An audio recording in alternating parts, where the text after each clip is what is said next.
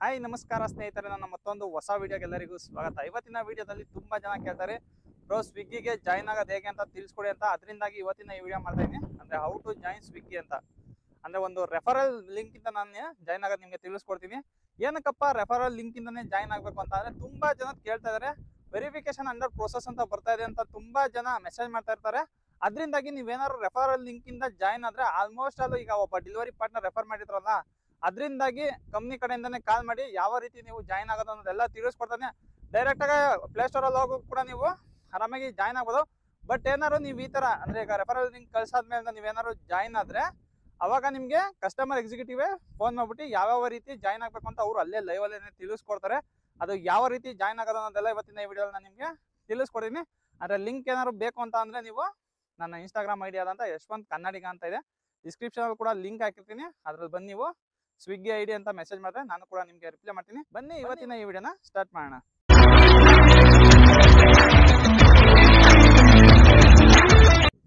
ಸ್ನೇಹಿತರೆ ನೋಡಿ, first refer ಮಾಡೋದಕ್ಕಿಂತ ಮುಂಚೆ ಏನೇನೆಲ್ಲ ಡಾಕ್ಯುಮೆಂಟ್ ಬೇಕು, ಏನೇನೆಲ್ಲ ಡಾಕ್ಯುಮೆಂಟ್ ರೆಡಿ ಇಟ್ಕೊಂಡಿರ್ಬೇಕು ಅಂತ ನಾನು ನಿಮಗೆ ತಿಳಿಸ್ಕೊಡ್ತೀನಿ. ಅಂದ್ರೆ ಜಾಬಲ್ಲಿ ಇಟ್ಕೊಂಡ್ ಬಂದಿದ್ದೀನಿ. ಅಂದ್ರೆ ನನ್ನ ಐಡಿ ಅಲ್ಲ, ಇದು ನನ್ನ ಫ್ರೆಂಡ್ ಐಡಿ ನಾನು ಇವತ್ತು ಮಾಡ್ಕೊಡ್ತೀನಿ. ನೋಡಿ, ಫಸ್ಟ್ ಆಧಾರ್ ಕಾರ್ಡು, ಅದಾದ್ಮೇಲಿಂದ ಪಾನ್ ಕಾರ್ಡು, ಆಮೇಲಿಂದ DL. ಇದಿಷ್ಟು ಮೂರು ಕಂಪಲ್ಸರಿ ನಿಮ್ಮ ಹತ್ರ ಇದ್ರೆ ಮಾತ್ರ ನೀವು ಸ್ವಿಗ್ಗಿಲಿ ಐಡಿ ಕ್ರಿಯೇಟ್ ಮಾಡ್ಕೊಬೋದು. DL ಇಲ್ಲ ಅಂದ್ರೂ ಕೂಡ ಸ್ವಿಗ್ಗಿಲಿ ಐಡಿನ ಕ್ರಿಯೇಟ್ ಮಾಡ್ಕೊಳಕ್ಕಾಗಲ್ಲ. ಬನ್ನಿ ಇವಾಗ ರೆಫರ್ ಮಾಡ್ತೀನಿ. ಫಸ್ಟ್ ರೆಫರ್ ಮಾಡಿಬಿಟ್ಟು ಅದಾದ್ಮೇಲಿಂದ ಹೇಗೆ ಜಾಯ್ನ್ ಆಗೋದು ಅನ್ನೋದು ತಿಳಿಸ್ಕೊಡ್ತೀನಿ. ನೋಡಿ, ಫಸ್ಟ್ ನಾನು ಮೊಬೈಲ್ ತೊಗೊತಾ ಇದ್ದೀನಿ. ನನ್ನ ಮೊಬೈಲ್ ತೊಗೊಂಡವ್ರಿಗೆ ರೆಫರ್ ಮಾಡ್ತೀನಿ. ಬ್ರೋ ನಿನ್ನ ನಂಬರ್ ಹೇಳು ಬ್ರೋ. ನೋಡಿ, ಸ್ವಿಗ್ಗಿ ಡೆಲಿವರಿ ಪಾರ್ಟ್ನರ್ ಆ್ಯಪ್ನ ನಾನು ಓಪನ್ ಮಾಡ್ಕೊಂಡು ಇವಾಗ ಡೈರೆಕ್ಟಾಗಿ ಅವ್ರನ್ನ ರೆಫರ್ ಮಾಡ್ತೀನಿ. ಸ್ನೇಹಿತರೆ ನೋಡಿ, ಇವಾಗ ನಾನು ರೆಫರ್ ಮಾಡ್ತಿದ್ದಂಗೆ ಅವ್ರಿಗೆ ಒಂದು ಮೆಸೇಜ್ ಆಯಿತು. ಆ ಮೆಸೇಜಿಂದ ಇವಾಗ ನಾನು ಅಪ್ಲಿಕೇಶನ್ನ ಡೌನ್ಲೋಡ್ ಮಾಡ್ತೀನಿ. ಕೊಡು ಬ್ರೋ. ಸ್ಕ್ರೀನ್ ರೆಕಾರ್ಡ್ ಆನ್ ಮಾಡಿದ್ಯಾ? ಆನ್ ಆಯಿತು ಸ್ಕ್ರೀನ್ ರೆಕಾರ್ಡ್ ಆನ್ ಆಗಿದೆ. ನೋಡಿ, ಮೆಸೇಜ್ ಬಂದಿದೆ. ಪ್ಯಾಟ್ರನ್ ಫಿಂಗರ್ ಪ್ರಿಂಟ್ ಇಡು. ಸೊ ನೋಡಿ ಸ್ನೇಹಿತರೆ, ಇಲ್ಲಿ ಬಂದಿದೆ, I Jayanth your friend Yashwant KS has referred you to work at Zomato ಅಂತ ಇದೀನಿ. ಝೊಮ್ಯಾಟೊ ಅಲ್ಲ, ಸ್ವಿಗ್ಗಿ. ಸೊ ನೋಡಿ, ಓಪನ್ ಮಾಡ್ಕೊಂಡೆ. ಇಲ್ಲಿ ಲಿಂಕ್ ಇದೆಯಲ್ಲ, ಈ ಲಿಂಕ್ನ ಇವಾಗ ನಾನು ಓಪನ್ ಮಾಡ್ತೀನಿ. ಅಂದರೆ ಆಲ್ಮೋಸ್ಟ್ ಸ್ವಿಗ್ಗಿಯಲ್ಲಿ ಬೇಗ ಜಾಯ್ನ್ ಆಗ್ಬೋದು. ಅಂದರೆ ಏನು ಜಾಸ್ತಿ ಏನು ಮಾಡೋಂಗಿಲ್ಲ. ನೋಡಿ, ಕಂಟಿನ್ಯೂ ಕೊಡ್ತೀನಿ. ಈಗ ಕ್ರೋಮ್ಗೆ ಹೋಗ್ತಾಯಿದೆ. ಎಲ್ಲದಕ್ಕೂ ಲಾಕ್ ಇಟ್ಬಿಟ್ಟಿದ್ದಾರೆ ನಮ್ಮ ಸ್ನೇಹಿತರು.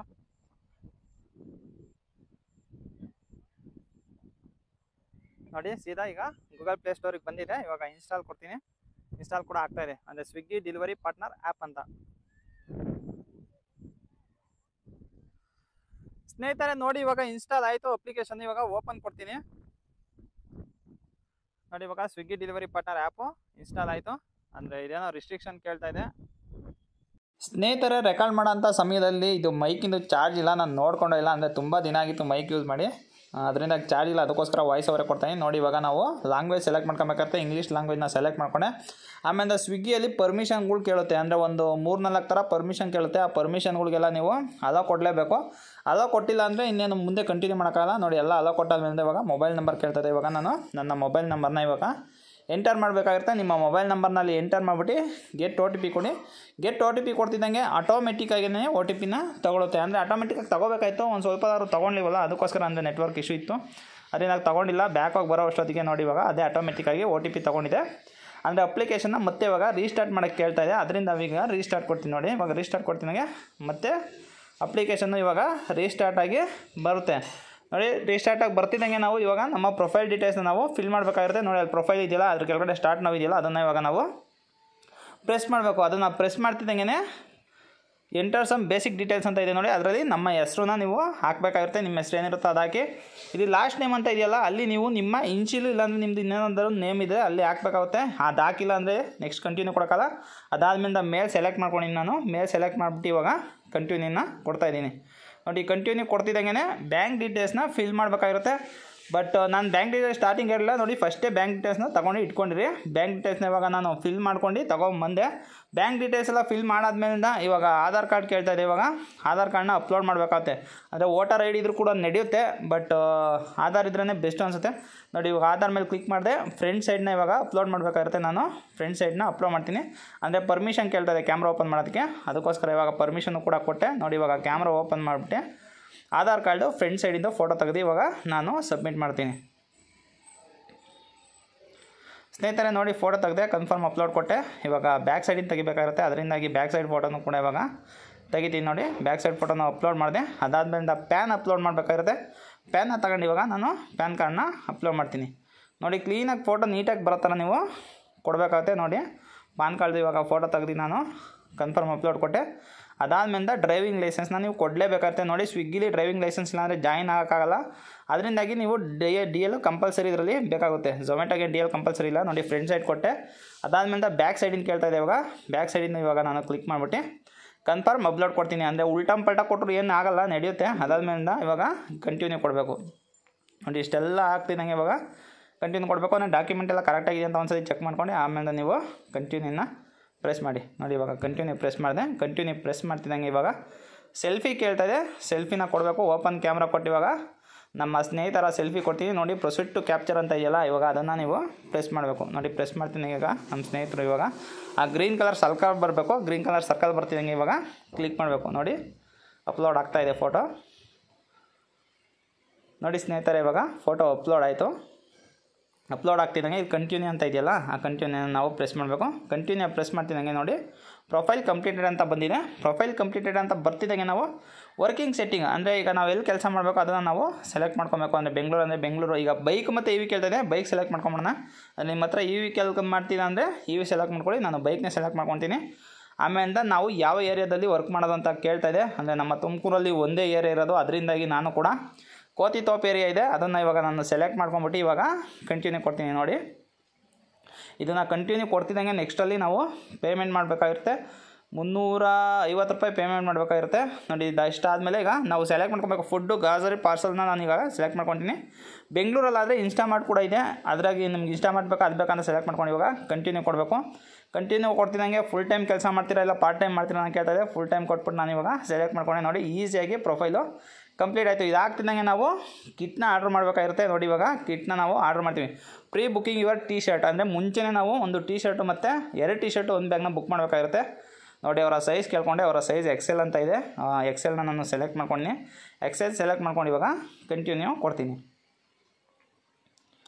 ಸ್ನೇಹಿತರೆ ನೋಡಿ ಇವಾಗ ಕಂಟಿನ್ಯೂ ಕೊಟ್ಟೆ. ಕಂಟಿನ್ಯೂ ಕೊಡ್ತಿದ್ದಂಗೆ ನಮ್ಮ ಮನೆ ಅಡ್ರೆಸ್ ಹಾಕಬೇಕಾಗುತ್ತೆ. ಇದು ಅಂದರೆ ಡೆಲಿವರಿ ತಗೋಬೇಕಲ್ಲ, ಆ ಅಡ್ರೆಸ್ ಇದು ನಿಮ್ಮ ಪರ್ಮನೆಂಟ್ ಅಡ್ರೆಸ್ ಏನಿಲ್ಲ. ಅದು ಆಗ್ತಿದ್ದಂಗೆ ಫೋನ್ಪೇ ಓಪನ್ ಮಾಡಿ ನೀವು ನಿಮ್ಮ ಅಮೌಂಟ್ನ ಪೇ ಮಾಡಬೇಕಾಗುತ್ತೆ. ಅಂದರೆ 350 ರೂಪೀಸ್ನ ನೀವು ಪೇ ಮಾಡಬೇಕು. ಅಂದರೆ ಮುಂಚೆ ಡಾಕ್ಯುಮೆಂಟ್ ಒಂದು ಸತಿ ಕರೆಕ್ಟಾಗಿ ನೋಡ್ಕೊಂಬಿಡಿ. 350 ರೂಪೀಸ್ ಇದು ಪೇ ಮಾಡಿದ್ಮೇಲೆ ನಿಮಗೆ ಯಾವುದೇ ಕಾರಣಕ್ಕೂ ಅಮೌಂಟ್ ಇದು ವಾಪಸ್ ಬರೋಲ್ಲ. ಸೊ ಮೊದಲೇ ನೀವು ಕರೆಕ್ಟಾಗಿ ನಿಮ್ಮ ಡಾಕ್ಯುಮೆಂಟ್ ಎಲ್ಲ ಇದೆಯಾ ಚೆಕ್ ಮಾಡ್ಕೊಂಡು ನೀವು ಪೇ ಮಾಡಿ. ನೋಡಿ ಇವಾಗ ನಾನು ಪೇ ಮಾಡ್ತಾಯಿದ್ದೀನಿ. 350 ರೂಪಾಯಿ ಪೇ ಆಯಿತು. ನೋಡಿ ಪೇ ಆಗ್ತಿದ್ದಂಗೆ ಈ ಥರ ಟ್ರಾನ್ಸಾಕ್ಷನ್ ಕಂಪ್ಲೀಟ್ ಅಂತ ಬಂತು. ನೋಡಿ ಪೇಮೆಂಟ್ ಸಕ್ಸಸ್ಫುಲ್ ಅಂತಲೂ ಕೂಡ ಬಂತು. ಅದಾದಮೇಲೆ ಇವಾಗ ಕಿಟ್ನ ನಾವು ಕಂಪ್ಲೀಟ್ ಮಾಡಿದ್ದೀವಿ. ಅದರಿಂದಾಗಿ ಕಿಟ್ ಒಂದು 2 ದಿವಸದಲ್ಲಿ ಬರುತ್ತೆ. ಆಮೇಲೆ ಓಪನ್ ಮಾಡಿದ್ರೆ ನೋಡಿ verification paid please upload the details again ಅಂತ ಬಂತು. ಅಂದರೆ ವೆರಿಫಿಕೇಷನ್ ಫೇಲ್ ಆಗಿದೆ. ಬಟ್ ಯಾಕೆ ಫೇಲ್ ಆಯಿತು ಅನ್ನೋದು ನನಗೆ ಡೌಟ್ ಆಯಿತು. ಅದರಿಂದಾಗಿ ಓಪನ್ ಮಾಡಿ ನೋಡಿದೆ. ಓಪನ್ ಮಾಡ್ತಿದ್ದಂಗೆ ನೋಡಿ ಪಾನ್ ಕಾರ್ಡ್ದು ವೆರಿಫಿಕೇಷನು ಫೇಲ್ ಆಗಿದೆ. ಅಂದರೆ ಕರೆಕ್ಟಾಗಿ ಕೊಟ್ಟಿದ್ದಾನಲ್ಲ, ಯಾಕೆ ಫೇಲ್ ಆಯಿತು ಅಂತ ಒಂದು ಸ್ವಲ್ಪ ಕನ್ಫ್ಯೂಷನ್ ಆಯಿತು. ಅದರಿಂದಾಗಿ ಇನ್ನೂ ಒಂದು ಸಲ ಅಪ್ಲೋಡ್ ಮಾಡೋಣ ಅಂತ ಹೇಳ್ಬಿಟ್ಟು ನಾನು ಅದೇ ಪಾನ್ ಕಾರ್ಡ್ನ ನಾನು ಅಪ್ಲೋಡ್ ಮಾಡ್ತೀನಿ. ಸ್ನೇಹಿತರೆ ನೋಡಿ ಮತ್ತೆ ಇವಾಗ ನಾನು ಅಪ್ಲೋಡ್ ಮಾಡೋಕ್ಕೆ ಟ್ರೈ ಮಾಡ್ತೀನಿ. ಏನಕ್ಕೆ ಅಂದರೆ ನನಗೆ ಕನ್ಫ್ಯೂಷನ್ ಆಯಿತು. ಯಾವ ಸತಿನೂ ನನಗೆ ಈ ಥರ ವೆರಿಫಿಕೇಷನ್ ಫೇಲ್ ಆಗಿರಲಿಲ್ಲ. ಅದರಿಂದಾಗಿ ಏನಕ್ಕೆ ಈ ಥರ ಆಗೋಯ್ತು ಅಂತ ಕನ್ಫ್ಯೂಷನ್ ಆಯಿತು. ಅಂದರೆ ನಾನು 4-5 ಐಡಿ ಮಾಡಿಕೊಟ್ಟಿದ್ದೀನಿ, ಬಟ್ ಯಾರ್ದು ಕೂಡ ಹಿಂಗೆ ಆಗಿರಲಿಲ್ಲ. ಅದರಿಂದಾಗಿ ಇವಾಗ ಕೊಡೋಣ ಅಂತ ಹೇಳ್ಬಿಟ್ಟು ಇವಾಗ ಕೊಡ್ತಾಯಿದ್ದೀನಿ. ನೋಡಿ ಕ್ಲಿಕ್ ಮಾಡಿಬಿಟ್ಟು ಇವಾಗ ಕನ್ಫರ್ಮ್ ಅಪ್ಲೋಡ್ ಕೊಡ್ತೀನಿ. ಕನ್ಫರ್ಮ್ ಅಪ್ಲೋಡ್ ಕೊಟ್ಟಾಗ ಸಡನ್ನಾಗಿ ತಿರ್ಗಾ ಮತ್ತೆ ವೆರಿಫಿಕೇಷನ್ ಫೇಲ್ ಅಂತ ಬರುತ್ತೆ. ಇವಾಗ ಕನ್ಫರ್ಮ್ ಕೊಡ್ತೀನಿ. ಕನ್ಫರ್ಮ್ ಕೊಟ್ಟು ಬ್ಯಾಕ್ ಬಂದು ನೋಡ್ತೀನಿ. ನೋಡಿ ಮತ್ತೆ ವೆರಿಫಿಕೇಷನ್ ಫೇಲ್ ಅಂತ ಬಂದುಬಿಟ್ಟಿದೆ. ಸೊ ಒಂದು ಕ್ಷಣ ನನಗೆ ಕನ್ಫ್ಯೂಷನ್ನೇ ಆಗೋಯ್ತು, ಏನಕ್ಕಪ್ಪ ಈ ಥರ ಆಗೋಯ್ತು ಅಂತ. ಅದಾದಮೇಲೆ ಕರೆಕ್ಟಾಗಿ ಪಾನ್ ಕಾರ್ಡ್ನ ಇಟ್ಕೊಂಡು ನಾನು ನೋಡ್ತೀನಿ. ಪಾನ್ ಕಾರ್ಡ್ ಇಟ್ಕೊಂಡು ನೋಡಿದ್ರೆ ಆ ಪಾನ್ ಕಾರ್ಡು ಒರಿಜಿನಲ್ ಆಗಿರಲಿಲ್ಲ. ಅದರಿಂದಾಗಿ ವೆರಿಫಿಕೇಷನ್ ಮತ್ತೆ ಫೇಲ್ ಅಂತ ಬರ್ತದೆ. ಅವ್ರನ್ನ ಕೇಳಿದೆ, ಬ್ರೋ ಒರಿಜಿನಲ್ ಪಾನ್ ಕಾರ್ಡ್ ಇಲ್ವಾ ಅಂತ ಕೇಳಿದಕ್ಕೆ, ಇಲ್ಲ ಬ್ರೋ ನಂದು ಒರಿಜಿನಲ್ ಪಾನ್ ಕಾರ್ಡ್ ಕಳೆದೋಗಿದೆ, ಅದರಿಂದಾಗಿ ಬೇರೆ ಈ ಕಂಪ್ಯೂಟ್ರಲ್ಲಿ ಬರುತ್ತಲ್ಲ ಅದನ್ನು ನಾನು ತೆಗೆಸ್ಕೊಂಡು ಡೌನ್ಲೋಡ್ ಮಾಡಿ ಇಟ್ಕೊಂಡಿದ್ದೀನಿ ಅಂತ ಹೇಳಿದ್ರು. ಅಂದರೆ ಒರಿಜಿನಲ್ ಪಾನ್ ಕಾರ್ಡಿಂದು ಫೋಟೋ ಇದ್ರೂ ಕೂಡ ವೆರಿಫಿಕೇಷನ್ ಆಗುತ್ತೆ. ಬಟ್ ಈ ಥರ ಕಂಪ್ಯೂಟ್ರಲ್ಲಿ ಡೌನ್ಲೋಡ್ ಮಾಡ್ಕೊಂಡ್ರಂಥ ಪಾನ್ ಯಾವುದೇ ಕಾರಣಕ್ಕೂ ಸ್ವಿಗ್ಗಿಯಲ್ಲಿ ವೆರಿಫಿಕೇಷನ್ ಆಗೋಲ್ಲ. ಅಂದರೆ ನೀವೇನಾದ್ರು ದುಡ್ಡು ಪೇ ಮಾಡಿದ್ರೆ 350 ರೂಪಾಯಿ ಆ ದುಡ್ಡು ಕೂಡ ಹೋಗುತ್ತೆ. ಇವಾಗ ನಾವು 350 ರೂಪಾಯಿ ಪೇ ಮಾಡಿರೋದ್ರಿಂದ ನಮ್ಮ ದುಡ್ಡು ಕೂಡ ಫುಲ್ಲು ಹೊರಟೇ ಹೋಯಿತು. ಸೊ ಏನು ಮಾಡೋಕ್ಕಲ್ಲ. ಅಂದರೆ ನಾನು ಒರಿಜಿನಲ್ ಪಾನ್ ಅಂತಲೇ ಅಂದ್ಕೊಂಡಿದ್ದೆ. ನಾನು ಕೂಡ ಸ್ಟಾರ್ಟಿಂಗಲ್ಲಿ ಗಮನಿಸಲಿಲ್ಲ. ಅಂದರೆ ವೀಡಿಯೋ ಮಾಡಬೇಕಾಗಿರುತ್ತಲ್ಲ, ಅದರಿಂದಾಗಿ ಏನೋ ಡಾಕ್ಯುಮೆಂಟ್ ಏನು ಜಾಸ್ತಿ ಕೈಯಲ್ಲಿ ಇಟ್ಕೊಂಡು ನೋಡಿರಲಿಲ್ಲ. ಅಂದರೆ ಈಗ 2 ಸತಿ ಅಪ್ಲೋಡ್ ಮಾಡಾದ್ಮೇಲೆ 3ನೇ ಸತಿ ಫೇಲ್ ಅಂತ ಬಂತಲ್ಲ, ಅದರಿಂದಾಗಿ ನಾನು ಕೂಡ ನೀಟಾಗಿ ಚೆಕ್ ಮಾಡಿದ್ಮೇಲೆ ಗೊತ್ತಾಯಿತು ಇದು ಪಾನ್ ಒರಿಜಿನಲ್ ಇಲ್ಲ, ಡೌನ್ಲೋಡ್ ಮಾಡಿ ಇಟ್ಕೊಂಡಿರೋದು ಅಂತ. ಅದರಿಂದಾಗಿ ವೆರಿಫಿಕೇಷನ್ ಫೇಲ್ ಆಯಿತು. ಇನ್ನು ಯಾವುದೇ ಕಾರಣಕ್ಕೂ ಅದು ಒರಿಜಿನಲ್ ಪಾನ್ ಹಾಕೋತಕ್ಕ ನಮ್ಮ ಸ್ವಿಗ್ಗಿದು ID ಇದೆಯಲ್ಲ ಅದು ಆ್ಯಕ್ಟಿವೇಟ್ ಆಗೋಲ್ಲ. ನೋಡೋಣ ಕಸ್ಟಮರ್ ಕೇರ್ ಕಡೆಯಿಂದ ಏನಾದ್ರು ಫೋನ್ ಮಾಡಿ ಬಂದರೆ ಹೇಳ್ತೀನಿ ಈ ಥರ ಆಗಿದೆ ಅಂತ. ಅವಾಗೇನಾದ್ರು ಐ ಡಿ ಆ್ಯಕ್ಟಿವೇಟ್ ಮಾಡ್ಕೊಡ್ತಾರ ಅಂತ ಅಂದ್ಕೊತೀನಿ. ಆಲ್ಮೋಸ್ಟ್ ಆ್ಯಕ್ಟಿವೇಟ್ ಆಗಲ್ಲ ಗೈಸ್. ಈಗ 350 ರೂಪಾಯಿ ಅಂತೂ ವೇಸ್ಟ್ ಆಯಿತು, ಏನು ಮಾಡೋಕ್ಕಲ್ಲ. ಸೊ ಈ ವಿಡಿಯೋ ಇಷ್ಟ ಆಗಿದೆ ಅಂತ ಅಂದ್ಕೊಂಡಿದ್ದೀನಿ. ಈ ವಿಡಿಯೋ ಏನಾದ್ರು ಇಷ್ಟ ಆಗಿರೋ ಒಂದು ಲೈಕ್ ಮಾಡಿ, ಇನ್ನೂ ಏನಾದ್ರು ಚಾನಲ್ನ ಸಬ್ಸ್ಕ್ರೈಬ್ ಮಾಡಿದ್ರೆ ನೋಡ್ತಾರೆ ಚಾನಲ್ನ ಸಬ್ಸ್ಕ್ರೈಬ್ ಮಾಡಿ ನೋಡಿ ಅಂತ ಹೇಳ್ತಾ ಇವತ್ತಿನ ಈ ವಿಡಿಯೋ ಮುಗಿಸ್ತಾ ಇದ್ದೀನಿ. Bye guys. ಆಮೇಲೆ ಅಪ್ಲೋಡ್ ಮಾಡೋಕ್ಕಿಂತ ಮುಂಚೆ ಕ್ಲೀನಾಗಿ ನೋಡ್ಕೊಳ್ಳಿ ನಿಮ್ಮ ಹತ್ರ ಎಲ್ಲ ಡಾಕ್ಯುಮೆಂಟ್ ಇದೆ ಅಂತ. ಏನಕ್ಕೆ ಅಂತ ಅಂದರೆ ಅವರಿಗೆ ಒಂದು ಸಲ ದುಡ್ಡು ಕೊಟ್ಟರೆ ಮತ್ತೆ ಅದು ವಾಪಸ್ ಬರೋಲ್ಲ. ಅದಕ್ಕೋಸ್ಕರ ದಯವಿಟ್ಟು ಸ್ನೇಹಿತರೆ ನೋಡ್ಕೊಂಡು ನೀವು ಕೂಡ ಅಪ್ಲೋಡ್ ಮಾಡಿ.